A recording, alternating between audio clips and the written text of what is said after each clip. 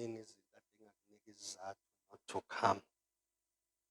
Usathane uyakhuluma enhlizweni. Imicabango iyashunyayezwa. Kodwa sekwenzeke konke, you rose above that. That is why you are here today. Hallelujah. So siyambonga kakhulu uThixo osenzela umusa njalo njalo. Amen. And bazalwane, we need to remember ukuthi impilo yokukholwa impilo ye-warfare. Amen.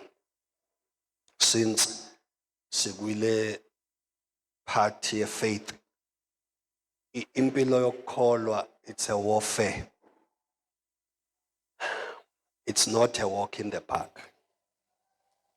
So kuyafuna sengazathi as uqhubeka ohambeni lokukholwa ungayishile lento ethi this is a kuye fight the good fight of faith. Amen.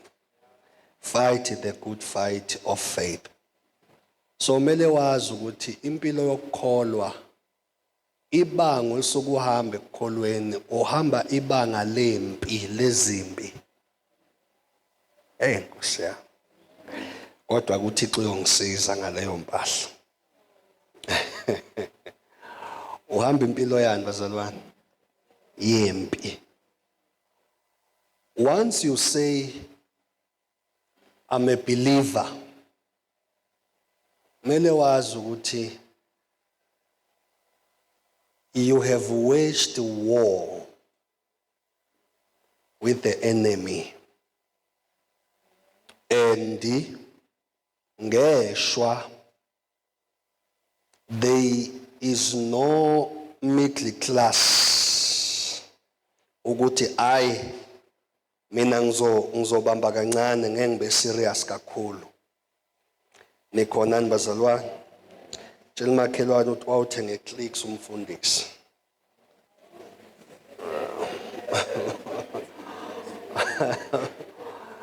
Aza kushumayeza athi yabo nje mayike wawugcoba lo Vaseline. Yini emenza akhulume zonke lezi zinto uVaseline. Hallelujah. Mawusu umntwana kaNkulunkulu mele wazi ukuthi you are waging what? A war against the enemy.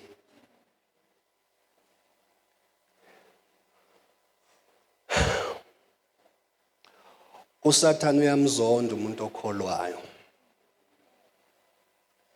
Kodwa uyamthanda umuntu oyisontelayo. Ingakho sithi sonke sise Christ domain, but ihit yokukholwa asizwa ngendlela efanayo.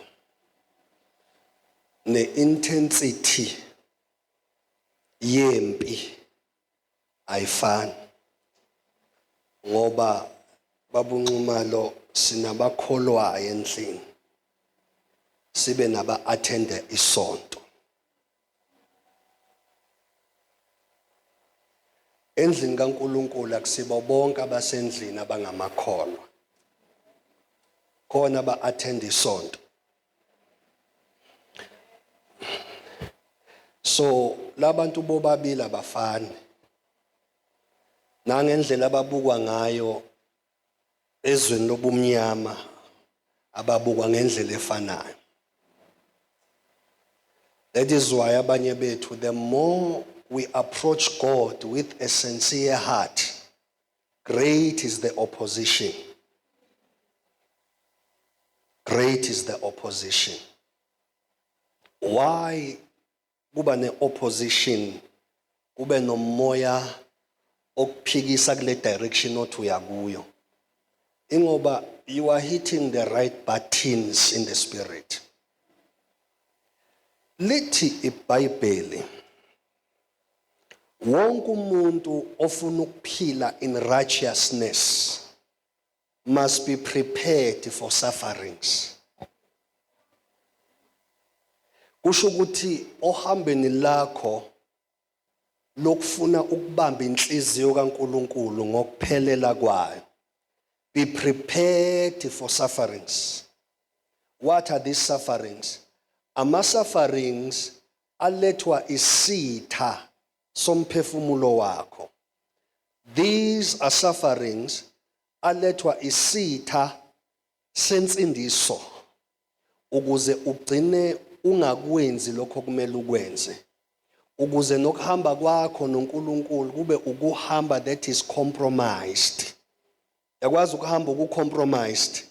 Lento ukuthi ukuhamba kwakho noThixo ku-compromised kuchaza ukuthi at any time you can fall as a victim of ama-tactics kaSathane.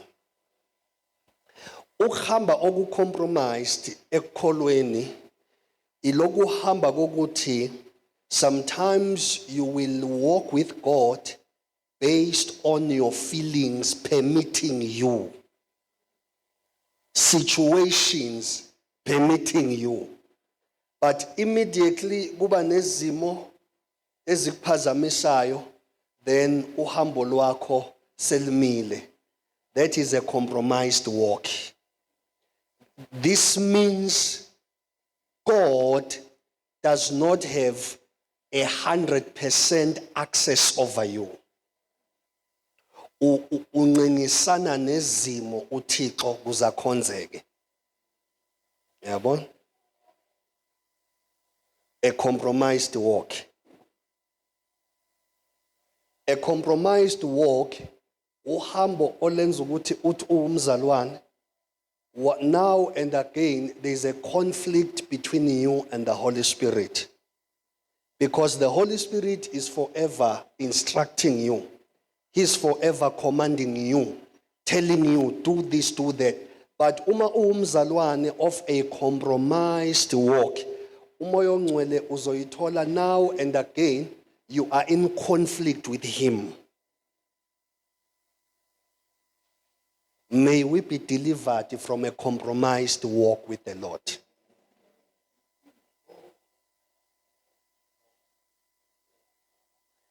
If I had time, I would go deeper kulento ye walk that is compromised. A compromised walk, ile walk eti you can accommodate your comfort in the expense of your relationship with him. You choose comfort over your relationship with God. It's a somebody say a compromised walk. Yeah. Phela ilento enza uthi umzalwane ethe kholwa, but because of the intensity of izimo agcine econsulta other altars, agcine econsulta other gods except the one true God. Iqale phi lento? There was a compromise in the walk. There was a compromise. So uThixo asisize. Singamkhonzi because izimo are favorable to us. I don't know if I may say this. Uyazi ukuthi you are a genuine Christian when you are worshiping God under depressing situations. You are more of a genuine Christian uma ukhonza uNkulunkulu phakathi kwezimo ezingekho comfortable to you than when umkhonza ujabule, than when umkhonza konke kuhamba kahle. I-genuineness yakho ekukholweni ibonakala the time usezimeni. That's why I'm saying kuwe, you are a true Christian uma ukwazi ukudumisa uNkulunkulu ezimeni eziphikayo. Asikwazi ukuqala ukukholwa komuntu kuhamba kahle. Because khona umuntu ongadumisa azashaya night prayer yakhe yedwa kanti wenziwa ukuthi but ungayishaya night prayer yakho useyinyembezini. That's the question. So you are more of a genuine Christian when you are under situations than when kuhamba kahle. Because silibuka lapho uthando lwakho for God. Oh my. Ukuthi uyamthanda yini ungasayitholanga le post that we applyele. Uyamthanda yini impilo yakho isithe reroute to another direction than le adu ihlelile wena. Uyamthanda yini. So the genuineness of your faith begins it is exposed when you are going through trials. Ukuthi awuyishintshi yini confession yakho just because izimo are discomforting kuwe. Namaqhawe ayobongwa ngemiqhele akusiba abantu abakhonze uNkulunkulu izimo zivuma. A people abamvumile uThixo ngisho iflesh ifuna ukumphika. Abantu abamvumile uNkulunkulu ukuthi uyinkosi ngisho ipain okuyo ifisa ukumdiliza ebukhosini bakhe akasiyi inkosi.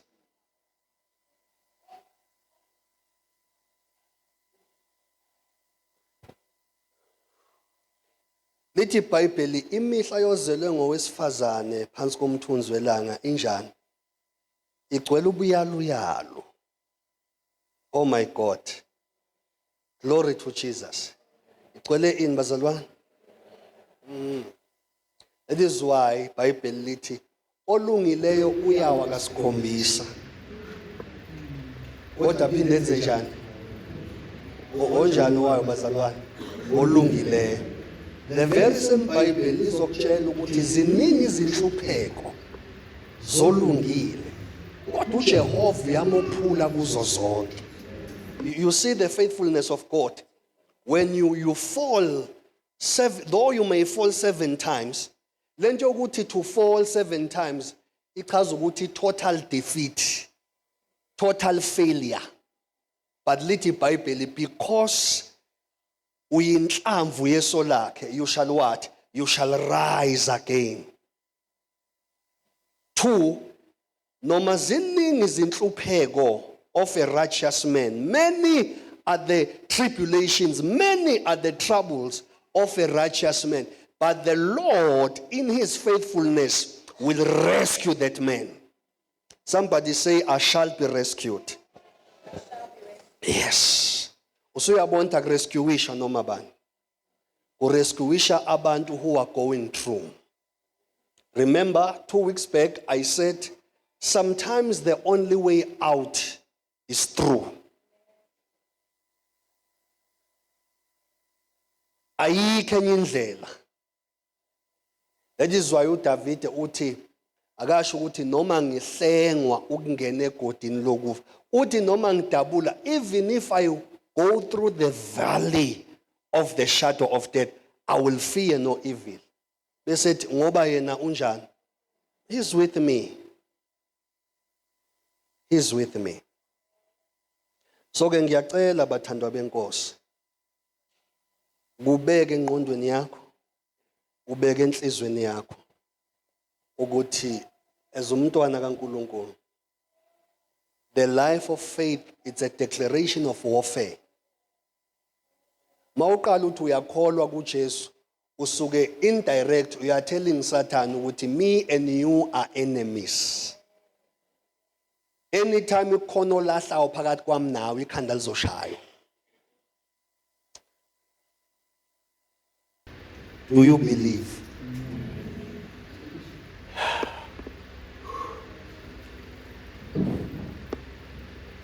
Lithi iBhayibheli olungileyo wami uyophila ngani? Ngokukholwa. Olungileyo wami uyophila ngokukholwa. Your whole life from the foundation to the walls, from the walls to the roof, the structure of your life, which is the house, it is built on faith. It is built on faith. So ungalenzi iphutha. Whatever you do, kwenze ngani? Ngokukholwa. Relationships you have with different people from different walks of life, that relationship must be sustained through faith. Ukuze noma uSathane esezohlakaza uhambo lwedestiny, that relationship will survive, because it's not a relationship based on emotions, but it's a relationship of a journey. It is regulated by faith. It is regulated by the Spirit of God. Mina, I'm one person okholelwayo kuma relationships, because I know ukuthi not all relationships emerge from ukuthi siyatholana sithanda ikhale efanayo. Oh my God, sithanda imoto eyifanayo. No bazalwane. Kunama relationship establishwa ukuthi unohambo empilweni. And this person, noma these people you have relationship with, they are there to play a role ekutheni ugcina ufikile lapho kumele ufike khona, according to the higher order. That is why mawumzalwane, pray for healthy relationships. When I say pray for healthy relationships, I'm not saying pray for perfect. Because any relationship that carries destiny will go under tests. Ngicela ukuphinda futhi. Mangithi khulekela for healthy relationships, I'm not saying the relationship will be perfect. But I'm saying that relationship will rise beyond the test of time. Because a relationship ephethe in it's destiny. That is why kwamoya sinalento kuthiwa ama destiny helpers. uDavide ngoba ningabantu beBhayibheli, uDavide uzagcine uthathile umbuso. uJonathan was a destiny helper. So that is why uDavide aze athi uthando enginalo ngoJonathan, it is greater than that of a woman. David was not saying I'm gay.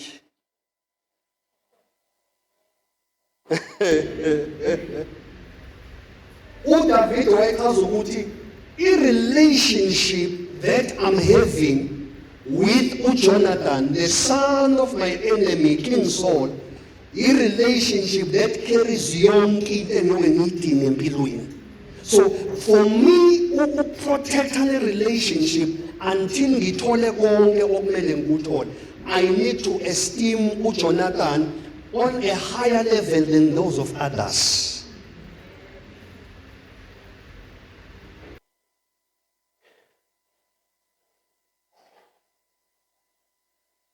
There are some relationships that are worth fighting for.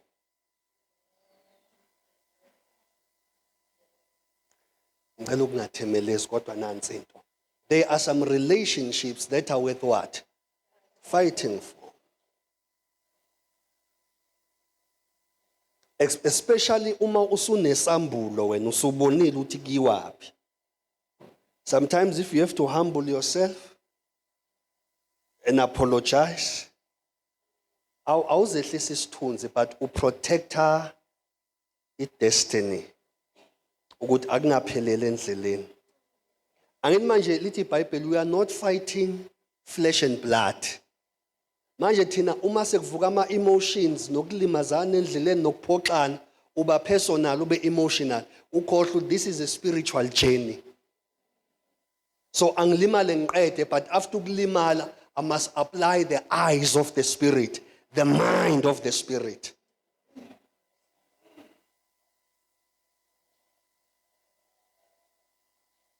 Angusise ngoba kuthiwa ngthemeleze vele. Kuma relationships ohambo, The number one enemy is pride. I-pride ayinqeni ukuthi ungilimaze kuqala. I-pride ayinqeni ukukubalela ukuthi abaqala ukwenza kanje labantu or lo muntu akaqala ukwenza kanje. Angithi uyabona ke manje sewusukile kuyinhloso kuyi-purpose. Bazalwane mina ke ama-emotions iwona kwazi ukukudiliza kuyi-purpose. But a spirit eyesight, a spirit mind, iyona egcina kuyi-purpose. Ngisho mawuthi uyabuka enyameni ngathi akusakhanda emqondo. But mawuthi upopola ngale kwelikamoya, uyibuka i-destiny iqhubeka. With the very same people, with the very same family, with your very same siblings, with your very same wife, with your very same husband.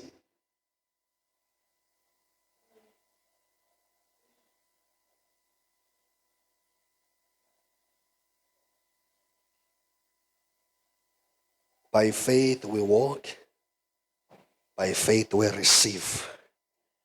Oh my. By faith we walk, by faith we receive. As would you never receive anything beyond what your faith can receive. You can never perceive anything beyond what your faith can perceive. Uyomukela kangangokukholwa kwakho.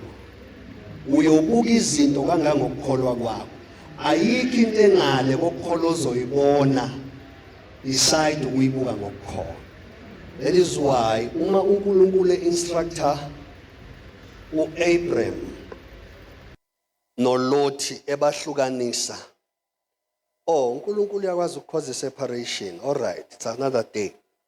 Uthi uNkulunkulu uma uLothi ekhetha inorth, wena khetha isouth. Uma uLothi ekhetha iwest, khetha east. So ke ngempela bahlukana. Then the Bible says uAbraham wabe sewubuka umhlaba ongathembisi. Ngapha iBhayibheli lithi uLothi uthe mayebuka amathafa ahlaza. Kanti ubuka ngamehlo enyama, wabuka amathafa ahlaza. Wathi la I will prosper. I wish I had time. Kune play eyenziwa uNkulunkulu lapha. Kodwa ke lithi iBhayibheli uAbraham waselibuka ke nawe ugwadule lakhe. Hallelujah. Manje uAbraham akumele ahambe ngokubona, kumele ahambe ngokwe-instruction. So makuthiwa ngempela uLothi wakhetha indawo enhle noAbraham eyibona inhle. Mayethi uyaphenduka uAbraham opposite kumhlophe kuyisomiso. Wakumele akhethe leyo. Usethi uNkulunkulu ke kuAbraham, Abraham, as far as your eyes can see, that I've given to you. Usho ukuthi uAbraham wakumele mayephenduka ebuka inorth. Angabuki ngamehlo enyama ukuthi komile. Kodwa abuke the capabilities of God. So mayethi uNkulunkulu as far as your eyes can see, wayethi uNkulunkulu lokhu ukukholwa kwakho okukuphesivayo endaweni engathembisi sengunikile kona. Sengunikile kona.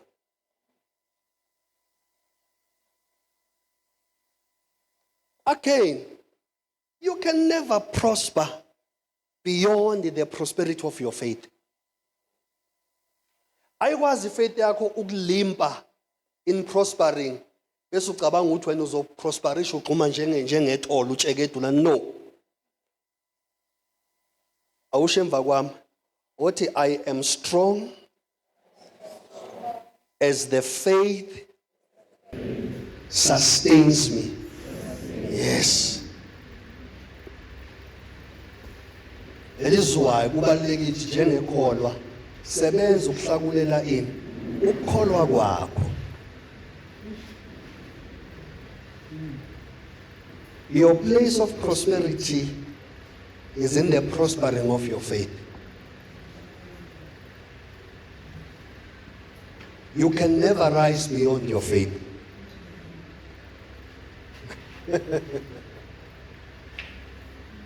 Uthatha ukuthi uyibona uphila ekuguleni ukuze uphile. Uthatha ukuthi uyibona unqobe ekuhlulekeni ukuze unqobe. Uthatha ukuthi uyibone uphila impilo yepeace usemsindweni.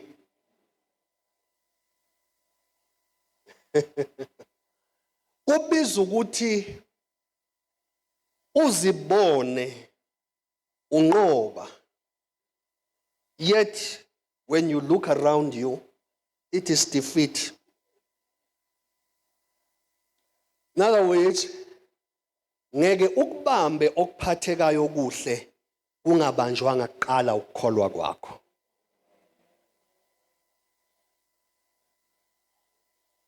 What must prosper first is your faith. That is why uPaul athi siyakholwa ingakho sikhuluma. Siyakholwa ingakho sikhuluma. I don't know Tegabande, but you can never rise above your faith. You will prosper as your faith prospers.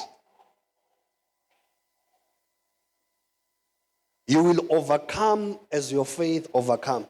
You will succeed as your faith succeeds. Uzophumelela njengokukholwa kwakho. Uzonqoba njengalokhu ukukholwa kwakho kunqoba. Unamandla njengalokhu ukukholwa kwakho kunamandla. Enkosi yami, uyaphumelela njengalokhu ukukholwa kwakho kwenze njani? Kuphumelela. But if ukukholwa kwakho is on the sick bed, is on the ICU, it means you will live a life of a sick bed person. Jesus, the mighty man, anointed God on earth.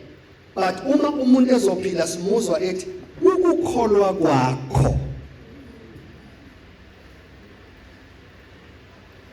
Akasho ukuthi my anointing or my power. Uthi your faith. Your faith has healed you. Usho njalo uyothe he healed. Well, lo muntu ogulayo mayisephile ethi hayibo ngiyaphefumula, I can walk. Lo olulisandla simuzwa ethi ukukholwa kwakho kwenzeleni hayi imthandazo yami. Nawe ngokushunyayezwa kanjena ekhaya every Wednesday, every Sunday ubekwa izandla, the anointing, the blessing is spoken phezu kwekhanda lakho. Ubani ozowenza lento yenzeke? Ubani bazalwane? Ukukholwa kwakho. So imagine the anointing that comes on an empty vessel when it comes to faith. What happens? Imagine izwi lokuphila eliza kuyivessel empty where faith is concerned. Kuzokwenzakalani? Bathi ngesizulu ukuthela amanzi emhlane wedada.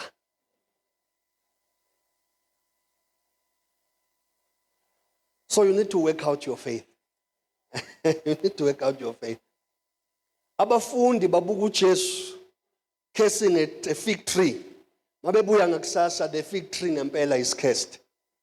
Mabemtshela uJesu uthi nani have faith. You shall say to this mountain, quguleka uphonse kolwandle. Immediately bathi oh Lord, increase our faith. Yandisa ukukholwa kwethu. You see what is your prayer? Yandisa Nkosi yandisa ukukholwa kwami.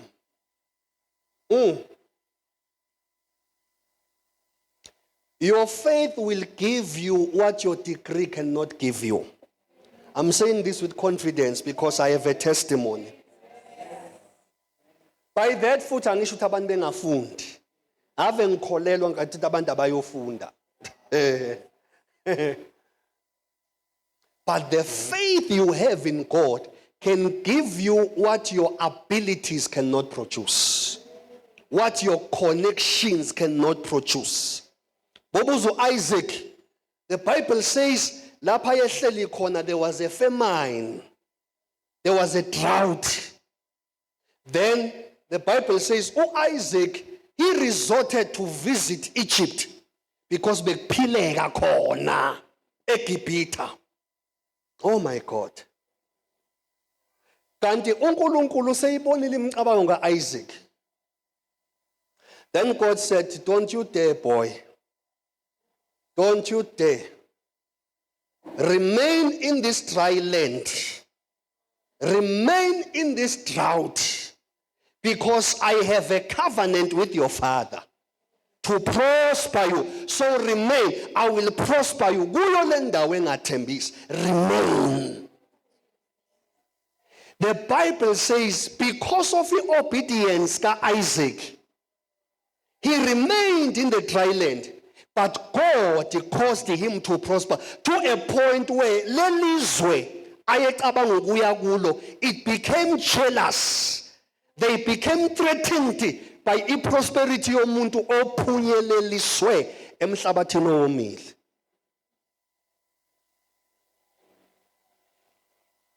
So ukukholwa will give you something that your wisdom cannot give. Uthi Jesu only believe. Oh my. Nabafundi bakhe, the 12 apostles, mabeqala bashumayela, bebengashile statement esithi only. Ngelanga uyashumayela lo baba uPeter. Uma yeshumayela lithi iBhayibheli labahlaba izwi. Base bethi madoda bazalwane siyokwenza njani to access this. Then what the apostle said, only believe, ngoba umsebenzi obizelwe umuntu ukuthi akholwe nguNkulunkulu. Kholwa. Cabanga yabo into elula kanjani ukukholwa. Ngekukholwe uma usabambelele emicabangweni yakho. Ngekukholwe mawusabambelele ekwazini kwakho. Kudinga ukuthi uthathe ubula bentshumayelo eshunyayelwayo. Kudinga ukuthi uthathe ubula bokukhuluma kaNkulunkulu. That faith begins. Faith begins. Faith begins. So mabona abantu struggle ekukholweni ngoba there is a part of self abangekho ready to release, because bafila sengazathi if I release this I'll be an aimless person. Ish. Somebody say faith. Bafila sengazathi if they release what they know, they let go of what they think is right, it's as if a cause of life is lost. As if akazi wenzani. Ukukholwa ukuthi let God be God. Ukukholwa. Yangizwa bazalwane? Uthini ukukholwa? Let God be God. Lensuku kunevesi lokhu lithinta inhliziyo yami Romans 3. Uthi let all men be liars and God be true. Oh, if God be true and men be liars, kusho ukuthi when it comes to me, it's all about God or nothing, because only God is true. Akubo uNkulunkulu yedwa weqiniso, bonke abantu bebe abaqamba imanga. Let God be God. Then you will see the power. You will see the grace. You will see the favor if you let God be God. Ifaith isho njani? Ifaith ayisebenzi mawuyincikisa nokwazi kwakho. Ayisebenzi. Athi uNkulunkulu ekhuluma nawe ufuna ukumsekelo, yamazi umuntu ofuna ukubonisa uThixo. Kodwa kodwa le besingayenza ngenye indlela. Imagine if Moses would say, Lord, mhlambe why don't you give us imkhumbi yokweqa la, the Red Sea? Ngoba ngokomqondo womuntu kukude ukubuka ulwandle livuleka kukude ukubona uhamba emhlabathini owomile, yet lolu lwandle olubomvu has been here